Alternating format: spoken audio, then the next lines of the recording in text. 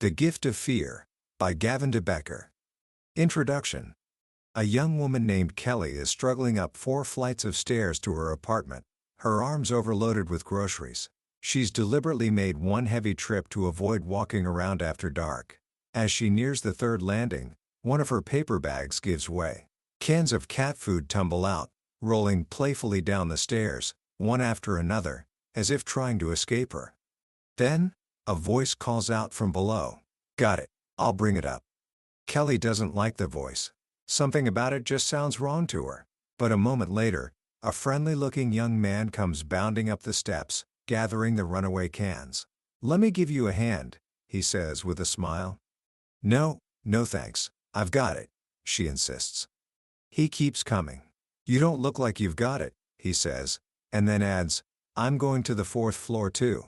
He tugs on one of her heavier bags. She repeats, "No, really, thanks, but no." He holds onto the bag and says, "There's such a thing as being too proud, you know." For a split second, Kelly holds on tight, but then, she lets go. And in that single, seemingly insignificant moment, as the grocery bag passes from her control to his, so does she. This is the story that opens one of the most important books ever written on personal safety. It's called The Gift of Fear, and it's by a man named Gavin de Becker. This book became a national bestseller not because it teaches you karate or how to use pepper spray, but because it teaches you something far more powerful. It teaches you to listen to a voice you already have. Gavin de Becker is a unique kind of expert. For decades, his firm has been hired by governments, celebrities, and giant corporations to predict human violence. He advises on threats against Supreme Court justices, movie stars, and everyday citizens. But his expertise didn't come from a university. It came from survival. His childhood, as he describes it, was a brutal and terrifying landscape of violence and addiction, an experience that forced him, as a young boy, to become a master at predicting the behavior of the dangerous adults around him. He calls it his Academy of Prediction. And what he learned in that academy is the central promise of this book, that you, too, are an expert. You were born with a brilliant internal guardian, a survival system honed over millions of years. We call it a gut feeling, a hunch, or intuition. But it's not magic. It is a gift, the gift of fear. Today, we're going to unwrap that gift together. By the time we're done, you'll understand the subtle signals that predators send out, and you'll learn why that quiet, nagging feeling in your gut is the most sophisticated and reliable safety device you will ever own. Book summary. Every creature in nature is born with a remarkable defense system. The turtle has its shell. The bee has its sting. We human beings didn't get the sharpest claws or the strongest jaws. We got the biggest brains. And with that brain comes an extraordinary and often overlooked ability, intuition. Gavin de Becker's life work is built on a simple, powerful truth. Intuition is not a mystical, feminine feeling that we can choose to ignore. It is our most complex cognitive process, a form of high-speed thinking that happens below the level of our conscious awareness. It's the journey from A to Z without stopping at any other letter along the way. It is knowing, without knowing why. Think about driving in traffic. You make thousands of high-stakes predictions every minute. You read the slight tilt of a stranger's head 100 feet away and know it's safe to pass in front of his 2-ton vehicle. You do this without a second thought. That's intuition at work. It's constantly scanning your environment, comparing what it sees to a massive internal database of every experience you've ever had, every story you've ever heard, every movie you've ever seen. One of the most powerful examples of this comes from a pilot named Robert Thompson. He walked into a convenience store one day and was suddenly overcome with fear. He couldn't explain it. Nothing seemed wrong. But he turned around and walked straight out. Later that day, he heard on the news that a police officer had walked into that same store just moments after he left and was shot and killed during a robbery. When de Becker asked him what he saw, Thompson at first said, "Nothing. It was just a gut feeling." But with a little thought, the pieces came together. The clerk had given him a quick, nervous glance, but was intensely focused on another customer. That customer was wearing a big, heavy jacket, even though it was a hot day. A perfect place to hide a shotgun. And outside, A car was waiting with two men inside and the engine running. Individually, these details meant nothing. But his intuition, his internal guardian, processed all of them in a split second and sent him one clear, powerful message: leave. Now. That message was the gift of fear. So if we all have this brilliant internal guardian, why do we so often become victims? The answer, de Becker says, is because of a single, powerful enemy: denial. We are the only creatures in nature who will feel fear and then, instead of acting on it, try to talk ourselves out of it. An animal in the wild that senses danger doesn't stop and think, it's probably nothing. But we do. A woman waiting for an elevator sees a man inside who makes her apprehensive. Her intuition sends a clear signal of fear. But what does she do? She tells herself, I'm being silly. I don't want to be rude and let the door close in his face. So she steps into a soundproofed steel box with a stranger she is afraid of. Denial is a save now, pay later scheme. It offers a moment of comfort by telling us that things are normal when our intuition is screaming that they are not. The tragic story of China Leonard and her young son Richard shows just how high that price can be. Richard was scheduled for a minor ear surgery. When the anesthesiologist, Dr. Verbrugge, entered the room, the boy fell silent and refused to look at him. China felt it too. A powerful, undeniable thought crossed her mind: cancel the operation. But she immediately began to reason it away. She told herself you can't judge a doctor by his personality. St. Joseph's was one of the best hospitals in the state. She had to assume he was good. She successfully beat down her intuition, and the operation went forward. Richard died during the procedure. It was later revealed that the doctor's colleagues had been concerned about him for months, even reporting that he appeared to be sleeping during surgeries. China and her son didn't know the details, but their intuition knew something was terribly wrong. They received the signal, but it was overruled by denial. To truly honor the gift of fear, we have to learn to recognize the signals of violence. De Becker explains that predators, whether they are seeking to rob, assault, or con someone, almost always conduct a subtle interview before they strike. They are testing you, looking for someone who is vulnerable, someone who will allow them to be in control. But the very methods they use to gain your trust are, in fact, the warning signals themselves. Let's go back to Kelly, the young woman with the groceries. The man who approached her was an expert at this interview. He used a series of predictable strategies, and once you learn them, you will see them everywhere. The first is called forced teaming. This is when a stranger tries to create an instant bond by projecting a shared experience where none exists. The man told Kelly, I'm going to the 4th floor too. And later, we've got a hungry cat up there. He used the word we to manufacture a partnership, a we're in the same boat feeling that is hard to reject without feeling rude. But this isn't about coincidence, it's a deliberate manipulation. The defense is to refuse the partnership. A simple, firm statement like, I did not ask for your help, makes it clear you don't accept the team. Next, he used charm and niceness. De Becker reminds us that niceness is not a character trait, it is a strategy of social interaction. People seeking to control others almost always present as nice in the beginning. Charm isn't a personality feature, it's a verb. It's an action used to compel and control by allure. When you consciously tell yourself, this person is trying to charm me, instead of this person is charming, you can see what's behind it. He also used too many details. When people are telling the truth, they don't feel doubted, so they don't feel the need to add extra information. But when people are lying, even if their story sounds credible to you, it doesn't sound credible to them, so they keep talking. The man told Kelly he was late because of a broken watch. Not my fault. And he launched into a strange story about a cat he once forgot to feed. These details are designed to be distracting, to make you lose sight of the context. This is a stranger who has approached you. Another tactic is typecasting.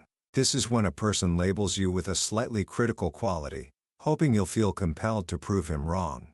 When Kelly hesitated to let him carry her bags, he said, there's such a thing as being too proud, you know.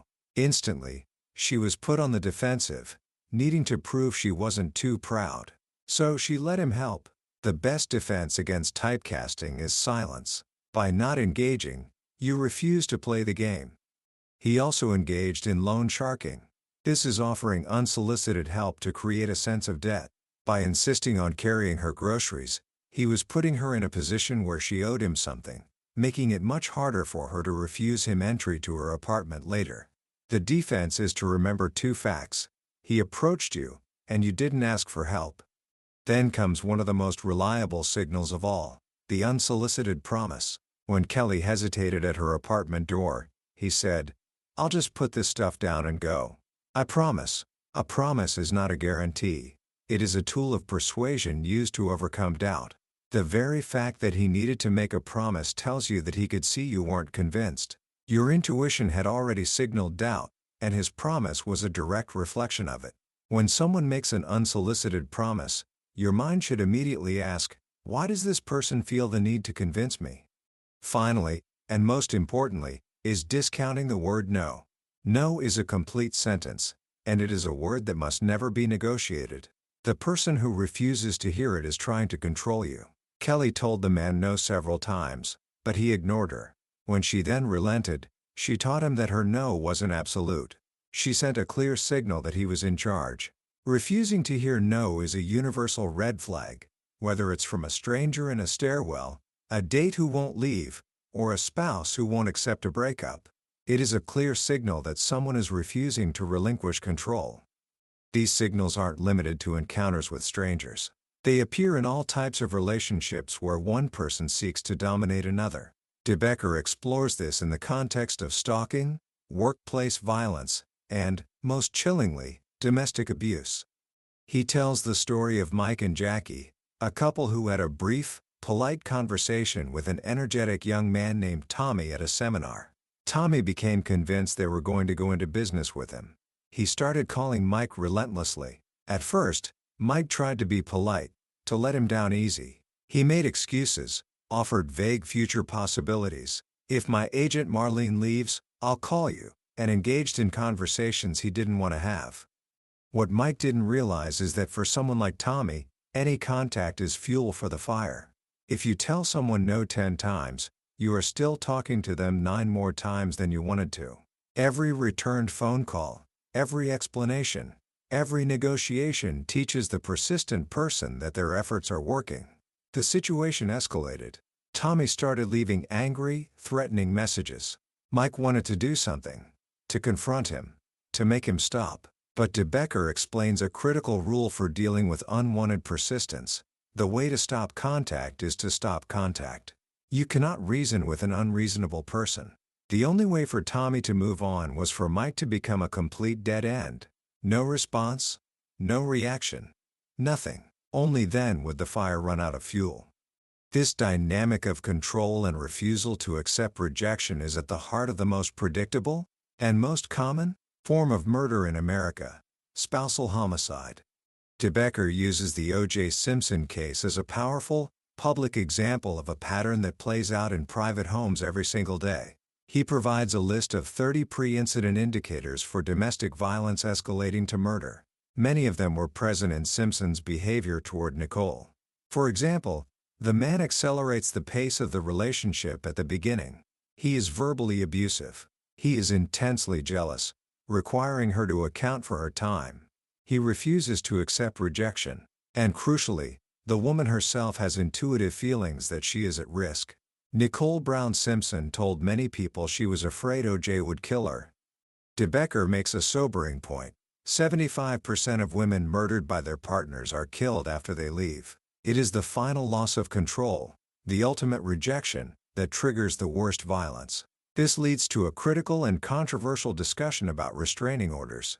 While they can be effective for a reasonable person with a low emotional investment, for a deeply obsessed and controlling man, a restraining order can be the catalyst that pushes him over the edge. It represents a public declaration of his failure to control her, a humiliation he cannot tolerate. The book is filled with tragic stories of women murdered by men they had court orders against.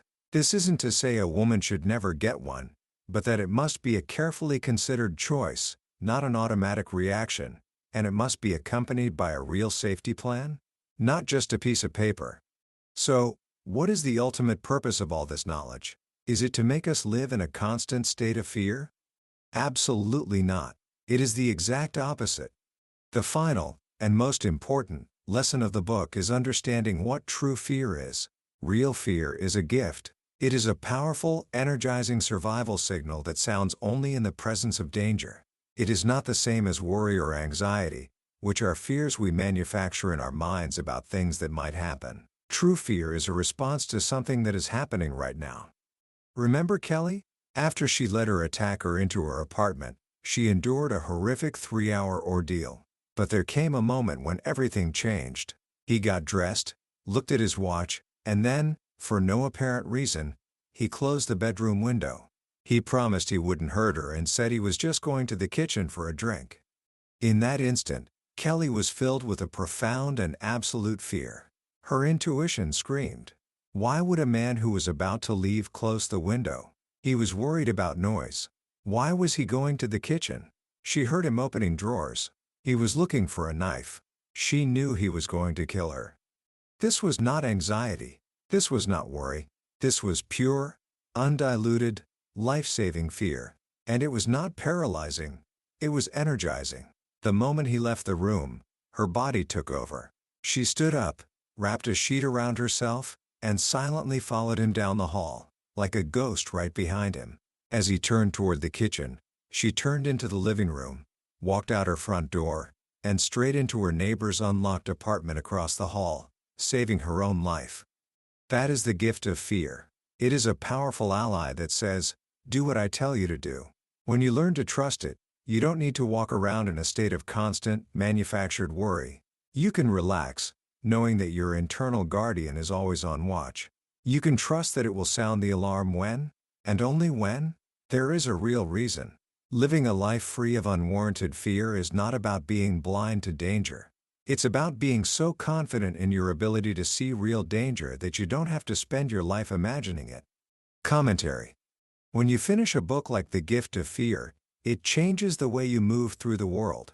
You start to notice the subtle currents of human interaction in a way you never did before. It's a book that doesn't add to your fears, but rather, gives them a name, a context, and a purpose. In a world that is louder and more distracting than ever, Gavin de Becker's core message is a call to listen to the quiet, ancient wisdom that resides within each of us. The most powerful lesson, for me, is the distinction between true fear and worry. We live in a culture that profits from our anxiety.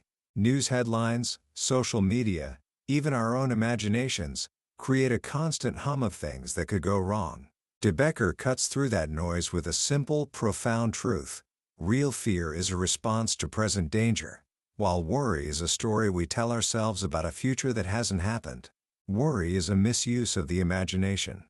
He teaches us that our intuition is our greatest asset, but it can only work if we let it. We have to be willing to feel uncomfortable. We have to be willing to appear rude. We have to give ourselves permission to put our safety above someone else's opinion of us. That nagging feeling, that hesitation, that quiet sense that something is off, that isn't a flaw in our thinking. That is our thinking, operating at its highest and fastest level. So how can we start to apply this wisdom in our own lives, right now? Here are 3 simple actions you can take. First, for the next week, become an observer of your own intuition. Keep a small notebook or a note on your phone. Whenever you get a gut feeling, a sense of unease about a person, a hesitation before making a decision, a sudden curiosity about something that seems out of place, just write it down. Don't analyze it or judge it. Simply acknowledge the signal. This simple act of noticing is the first step toward building trust with your internal guardian. Second, practice the art of no. Find a low-stakes opportunity in the coming days to say no cleanly and without explanation. When a cashier asks if you want to sign up for a store credit card, or a salesperson asks if you need help, just smile and say, "No, thank you." That's it. Don't add, "because I'm in a hurry," or "because I already have one." Feel the clarity and power in that complete sentence. It's a muscle, and it needs to be exercised in small ways so it's strong when you need it for big things. And third, separate perception from judgment. The next time you meet someone new, consciously try to just observe them without immediately labeling them. Instead of thinking, "He seems nice," think, "He is smiling. He is offering a lot of details about himself. He is using the word we. This keeps you in a state of perception, allowing your intuition to gather data without being shut down by a premature conclusion. That was a summary of The Gift of Fear by Gavin de Becker. We've journeyed through its core ideas today, but I'll be honest with you. A summary can only ever be a map. The real treasure is found when you explore the territory yourself. The true power of this book emerges in the quiet moments of reading, when a particular story or a simple phrase connects with your own experience in a way you never expected. This summary is your guide to decide if this book deserves your time. If anything we've talked about today has struck a chord, I encourage you to pick up a copy. Reading it isn't just about gaining knowledge, it's an experience that can fundamentally change your relationship with fear and empower you to live with greater confidence and peace of mind. A link to the book is in the description. Also, if you found this summary valuable, I would be grateful if you'd hit that like button and subscribe to our channel, Billionaire's Bookshelf. It helps us continue our mission of exploring these life-changing books, and it ensures you won't miss our next journey. Let's keep learning and growing together.